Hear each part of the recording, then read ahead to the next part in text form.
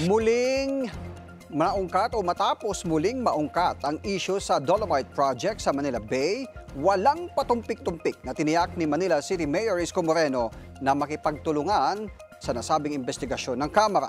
Kaugnay nito, may paalala rin si Yorme sa mga mambabatas. Ang detalye sa Politico Update ni Paolo Barcelon. Handang humarap si Manila Mayor Isko Moreno sakaling ipatawag siya ng Kamara sa investigasyong isasagawa nito ukol sa pagpapagawa ng Dolomite Beach.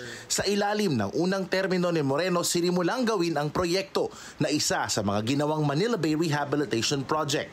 Ani Moreno, national government umano ang nanguna sa proyekto na sinisisi ngayon ng ilang mambabatas bilang sanhi ng pagbaha sa ilang major roads sa Maynila tulad ng TM Calao at Taft Avenue.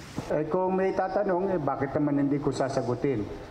But just to put things in right order, this is, okay, let me remind each and every one of us, and including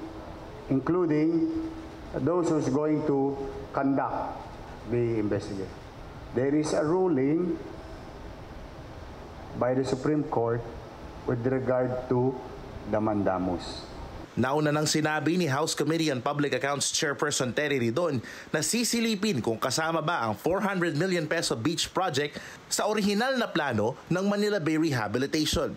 Ginawa kasi ang Dolomite Beach sa pamamagitan ng pagkuha ng bato mula sa mga bundok sa Cebu na siyang itinambak naman sa Manila Bay para gawing beach nourishment o pagpapaganda ng coastline ng Loo na matagal nang napabayaan dahil sa mga basura.